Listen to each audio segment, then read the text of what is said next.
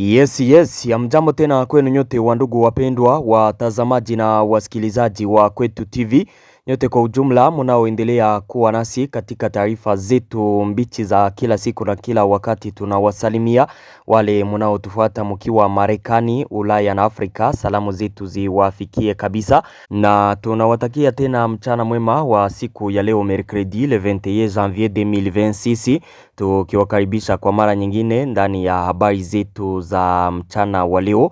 Kama kawaida tumewaletea habari mbichi kuhusu hali ya usalama mashariki mwa nchi ya Kongo, pamoja na taarifa mbalimbali tena tofauti zinazosemekana nchini Kongo. Habari ambazo tumewaletea leo tutawapeleka moja kwa moja kwenye uwanja wa vita katika maeneo ya Sud Kivu mteritware ya Uvira. Tuwaambie hali ni vipi huko. Tutawapeleka katika mji wa Bukavu, tuwaambie taarifa zinazosemekana huko kuhusu reunion ama mitingi ambayo yaandaliwa na viongozi wa M23 hapo mjini Bukavu. Tutawaambia kuhusu piaji ambayo ilifanyika kuile farmasi ambayo inaitwa Pharmakina.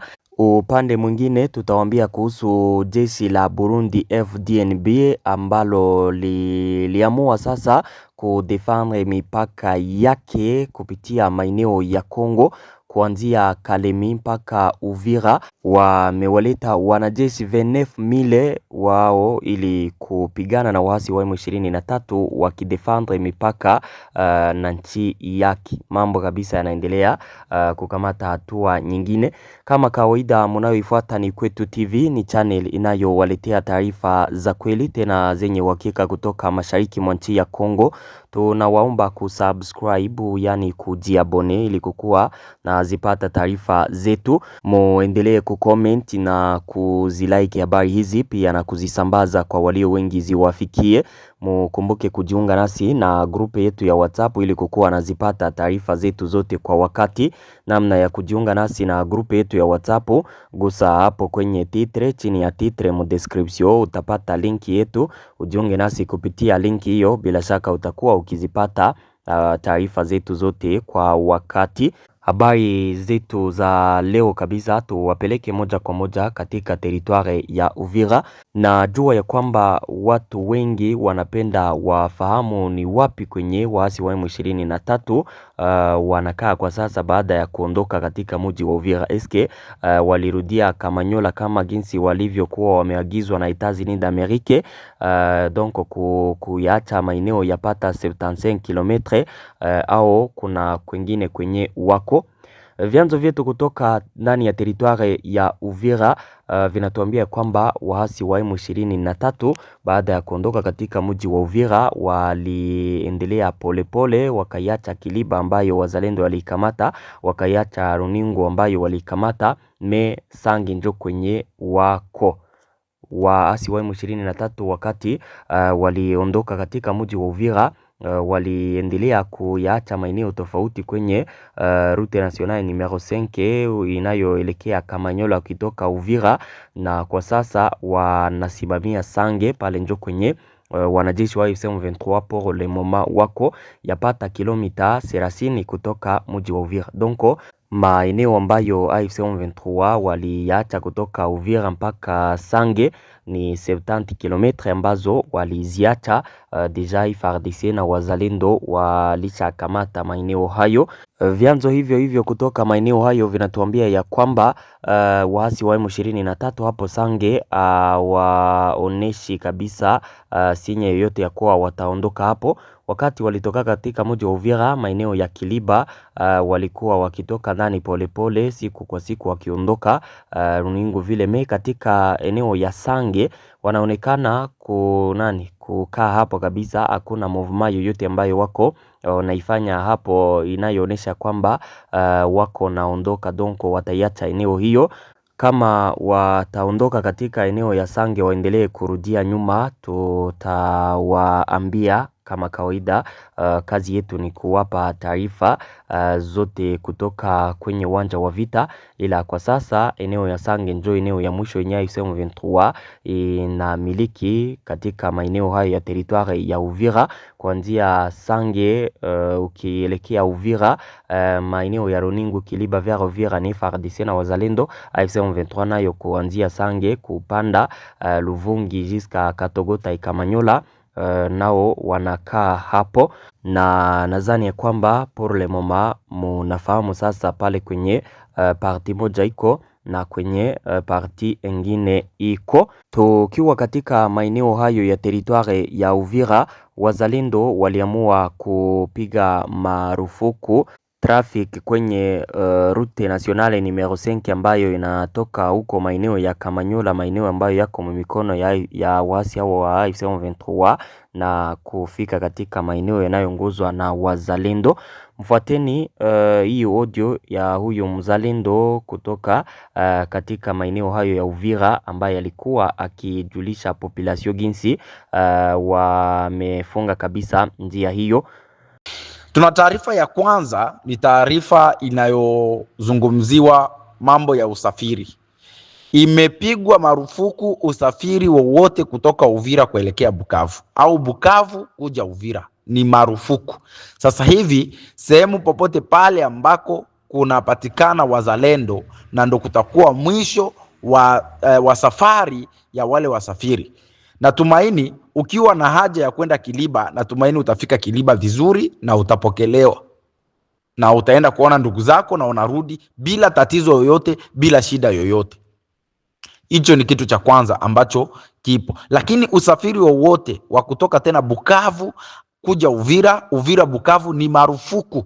Ndugu zangu, hii tumepiga marufuku, na isionekane safari yoyote ile ya kujipenyeza kuwa utaenda Bukavu. Kama wewe ulitoka Bukavu ukaja Uvira kusalimia ndugu zako, labda tena una malengo ya kurudi huko, sidhani kama tena njia utaipata, kwa sababu sasa hivi hata waasi wa M23 wamekuwa makali zaidi. Hawataki kuona hata mtu yeyote yule ambaye anaitwa mkongomani halisi. Natumaini mtaendelea kuuawa sana na waasi katika sehemu ambapo wanakwenda kumiliki, kwa sababu ndio inakuwa ni kisirani chao. Mpaka sasa hivi bado hawajatuambia ni wakina nani ambao walipigwa na bombe. Tunajua ni 44, zaidi ya 44 waliofariki mle, na mpaka sasa hivi inatakiwa tujue ni kitu gani kinaendelea, kwa sababu hali ambayo ipo, hali ambayo kwa sasa hivi tunayo, hatuwezi tukachukua jukumu ya kwanza kutoka Uvira twende Bukavu, kwa sababu njia haiko sawa, njia haijakamilika, na bado wazalendo na FARDC wanaendelea kukamilisha njia vizuri mpaka tutafika Bukavu, na tutawatangazia kuwa safari zimekamilika kutoka Uvira kuja Bukavu, endapo sisi wazalendo tutakwenda kumiliki Bukavu kama kawaida pamoja na FARDC. Hiyo ni taarifa moja ambayo nilitaka kuja kuwapa siku ya leo. Kwa hiyo tuwe makini kwa wasafiri zaidi. Angalisho, hatutaki tena tumwage damu za raia wetu, hatutaki tena tupoteze. Hii tunawaambia, sambaza kwa watu wengine wapate kujua hii, kwa sababu M23 haina tena huruma na mtu, inakuwa ikiona mtu ni kuua. Kwa hiyo tuachane na mambo ya usafiri wa Uvira Bukavu, Bukavu Uvira. Kama unapenda maisha yako na kama unapenda wazalendo na unawasikia, basi hizo taarifa zikufikie na zifikie mtu mwingine wakati utaenda kusambaza taarifa hii. Hiyo ni kitu cha kwanza. Taarifa ya pili, tunatoa pole kwa ndugu zetu wa Farmakina Bukavu ambao walikwenda kuingiliwa na waasi wa M23 na kupora dawa yote na kuharibu vifaa mbalimbali katika duka hiyo kubwa ya kuuza dawa hapo Bukavu, ambayo inakwenda kujulikana kwa jina la Farmakina. Tunatoa pole ndugu zangu, na tumaini waasi wa M23 wamepata majeraha mengi sana, na walio wengi wamefariki, na walio wengi wamepata majeraha kwenye miguu, kwenye mikono, kwenye tumbo, kwenye vichwa vyao vimepondekana, na hivyo wanaanza kutafuta madawa. Pahali ya kutafuta madawa kwa kuuza na pesa zao, lakini pesa zao kwa sababu ni za masharti za kwenda na onga watu ili wawaachie njia, lakini zinashindwa kununua madawa. na hivyo ndo wameamua kuvunja Farmakina na kufanya mambo ya uporaji na unyanyasaji wa kibinadamu pale. Kwa hiyo tunatoa onyo kwa M23 kwa jambo hilo ambalo mnaanza, kwa sababu mnaendelea kupandisha hasira za wazalendo ili wafanye maamuzi ambayo haijafikia zaidi kufanyika. Kwa hiyo tunatoa pole, na tunatoa pole kwa ndugu zetu ambao walikutaniwa hapo na kuvunja mlango umevunjwa na wakafanya vitu ambavyo visivyoeleweka, wakaiba madawa na wakaenda. Na wote hao ni waasi wa M23 wanaendelea kufanya hivyo. Kwa hiyo tunatoa pole sana kwa ndugu zetu ambao walikwenda kupoteza madawa hapo, na yote ni kwa sababu wanachukua wanaenda kutibu ndugu zao, na mambo mengine yote wanaingiza Rwanda. Unajua Rwanda hakunaga dawa zimoja za ajabu. Rwanda hakuna kitu ndugu zangu. Rwanda hawana kitu. Ndio maana unakuta wanapenda wajaze vitu Rwanda, lakini tukuambie kuwa endapo tunaanza safari za kuelekea Bukavu na tunashika Bukavu, Goma, Rwanda itakuwa na shida kubwa, maana kila kitu kilichoingia Rwanda kitarudi. Maana ni lazima vita hivi vitaingia Rwanda, na Rwanda ni lazima watarudisha kila kitu kilichochukuliwa katika sehemu mbalimbali, watarudisha. Na Gudro alikwenda kuiba, tutaivunja na kuitolea mbali kabisa, kwa sababu ni wanaishi kwa mambo ya wizi, hawana kitu, hawana mali, hawana tegemeo yoyote ile, na ndio maana unakuta wanaendelea kutunyanyasa na kuingia katika nchi yetu. Kwa hiyo ni hivyo, na hizo dawa zimeenda Rwanda ziende kusaidia wagonjwa waliopigwa, walioumia, kwa sababu wameteseka sana, wameumia sana. Lakini tunatoa angalisho tena kwa M23, endapo tutaendelea kusikia matukio yoyote ambayo inaendelea katika mji wa Bukavu, basi jukumu letu litakuwa pale kusimama imara na kuanza kuwafuatilia popote pale ambapo mnakwenda kufinyaga. Kwa hiyo ni taarifa mbili ambazo nilikuwa napenda niwapatie asubuhi ya leo, ndugu zangu ambao mnakwenda kutusikiliza, ndugu zangu ambao mnakwenda kutufuata. Hii ni onyo zaidi. Kazi tuliopewa ni kazi kubwa, kazi ambayo tunakwenda kuifanya ni kazi kubwa, tunaenda huko na huko. Sasa hivi watu hawalali kwa sababu ya kutetelea raia wapate usalama katika nchi yao ambayo wameachiwa na mababu zao. Kwa hiyo tunawapatia onyo tena. Na kitu kingine ambacho tulikuwa napenda tukuje kudokeza kidogo ni kuwakumbusha, mnafikiria kokote ambako kunapatikana Corneille Nangaa lazima Willy Ngoma awepo. Sasa hivi kwenye video tumefanya search na kuuliza watu ambao wanapatikana Bukavu, ndugu zetu, wanatuambia Willy Ngoma hayupo kwenye msafara aliokuja Corneille Nangaa. Kwa hiyo tunakuwa na mawasiwasi zaidi. Kwa hiyo mtakwenda kunielewa, tunakuwa na mambo ya mawasiwasi. Tunataka tujue ukweli zaidi kutoka kwao. Watuambie, wasitufichike. Watuambie ukweli kilichotokea katika kipigo tulichowaonesha katika mji wa Uvira ambacho hawatasaulika kamwe. Hiyo tu ndo nilipenda niwakumbushe ndugu zangu, tuko pamoja na tuko naendelea kuongea zaidi. Asanteni sana na Mungu awabariki. Fuatilia grupe letu la WhatsApp ambalo linaendelea zaidi kuwapeperushia matangazo kemkemo, na pale kuna watu wengi ambao wanaendelea kuhabarisha taarifa nyingi za kona zote ili za kwenda kuwafariji na kuwapatia nguvu kama vile raia na wazalendo wa kweli. Kwa hiyo fuatilia pia page yetu Facebook, andika kwenye Facebook andika tu Pelelo TV, utakwenda kuona taarifa zetu. Pia ingia YouTube, andika Pelelo TV, subscribe pale, utakwenda kuona pia kuna taarifa zetu nyingi ambazo tunakwenda kuziweka pale zaidi. Mavideo tunakwenda kuzituma pale. Ukipenda kuona video, ingia ya YouTube, utakwenda kuona video zetu, andika Pelelo TV, utakwenda kuona video zetu. Asante sana, Mungu awabariki, tuko pamoja. Hayo yote ni maamuzi kutokana na hali ya usalama. Nadhani kwamba audio hiyo mmeifuata. Ni maamuzi kutokana kabisa na hali ya kiusalama huko. Kama mmefuata vizuri, mmesikia ni kwa nini wamefunga kabisa traffic kwenye route hiyo nationale numero 5. Kuhusu piaje katika mji wa Bukavu, nayo ameisema hapo. Tutaendelea na habari zetu tukiwa katika mji wa Bukavu sasa. Baada ya viongozi wa M23 kufika katika mji wa Bukavu siku ya jana, walikuwa ni hawajafanyisha reunion pale mjini Bukavu, reunion ambayo ilifanyika siku ya jana huko katika maeneo ya Kamanyola, ambapo walikuwa wakiongelesha familia za Wanyamulenge waliokimbia kutoka katika mji wa Uvira.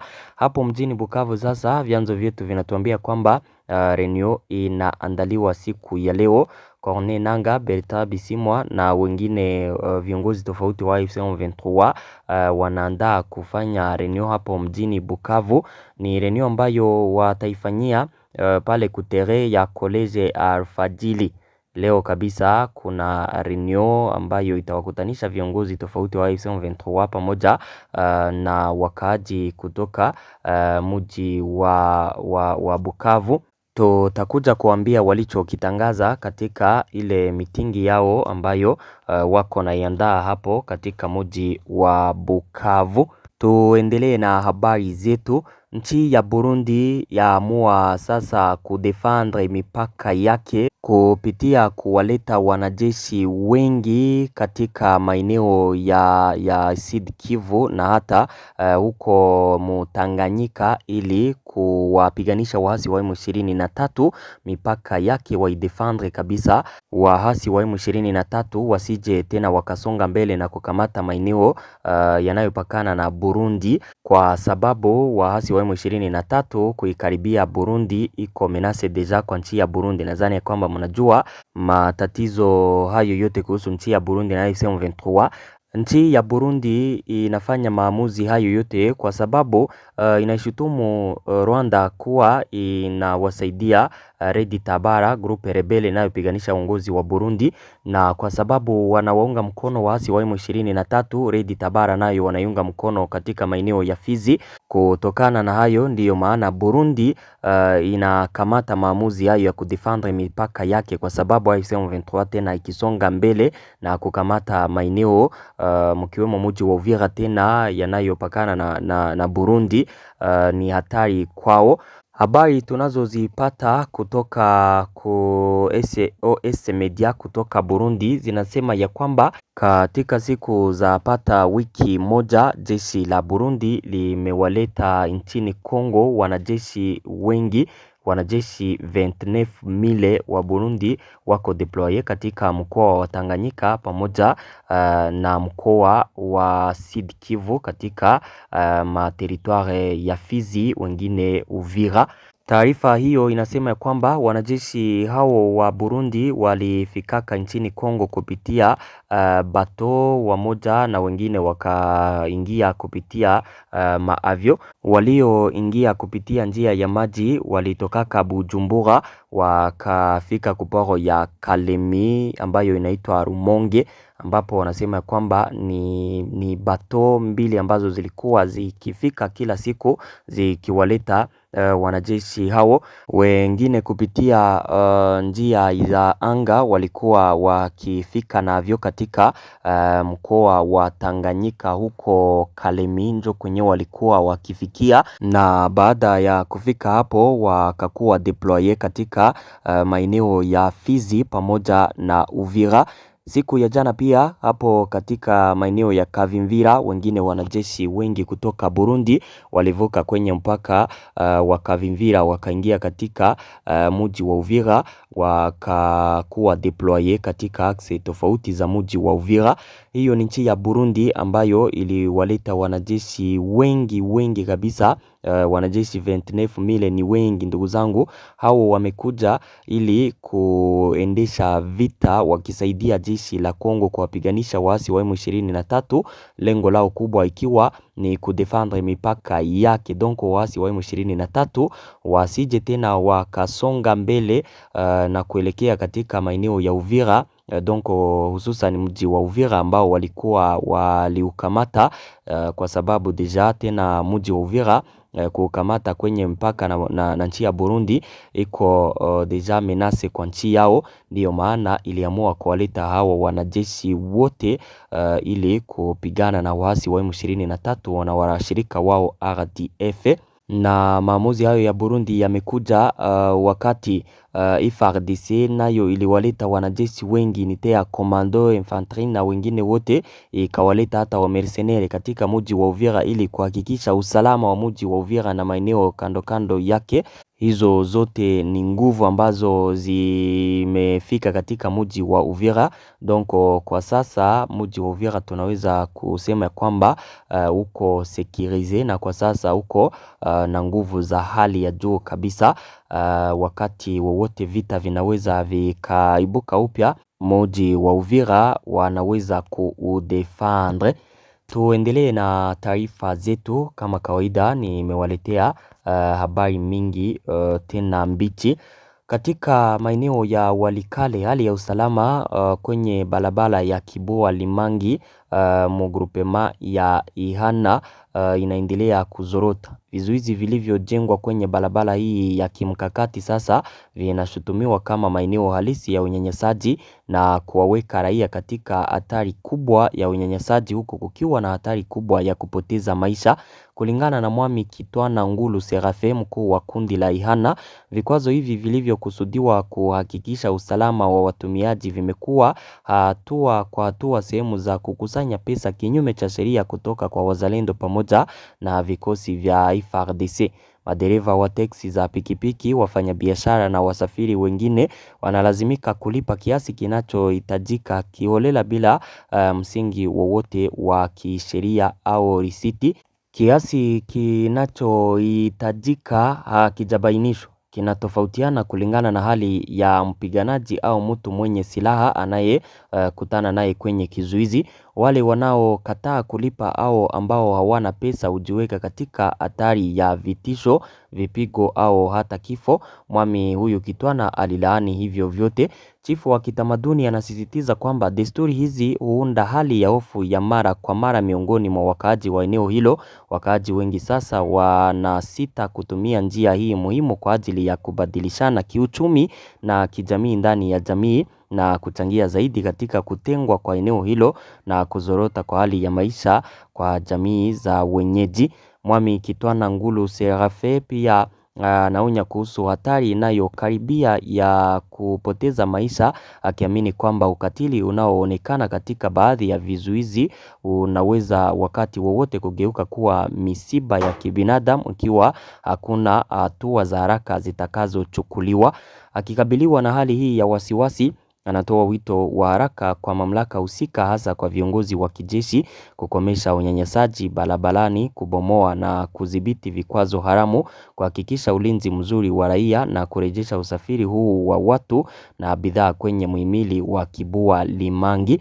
Kwa upande wake, wakaaji wa eneo hilo wanatumaini kuingilia kati kwa haraka na kwa uthabiti kutoka kwa serikali ili barabara hii iache kuwa njia ya mateso na kuwa tena kichocheo cha kweli cha maendeleo, usalama na mshikamano wa kijamii kwa eneo hilo. Hapo ni katika maeneo ya Walikale kwenye rute Kiboa Limangi kwenye kulikuwa kumewekwa vizuizi vingi vya jeshi la Kongo ili kupiganisha usalama kidogo unayoendelea hapo. Wakati walitia vizuizi hivyo hapo, inakuwa njia sasa ya kuwatesa raia wakiomba makuta. Donc kupita katika njia hiyo ni kulipa makuta kwa madereva wa taksi na hata wapita njia wa miguu wanaopita njia hizo wakienda mashambani na kwingineko. Viongozi wapo wanatoa wito kwa kuingilia kati kwa serikali ya Kongo kusimamisha mambo kama na hayo. Asante ndugu zangu, hizo ndizo habari ambazo nilikuwa nimewaletea siku ya leo, na washukuru sana. Tupatane katika taarifa zifuatazo nikiwapa mbichi kama kawaida. Asante sana.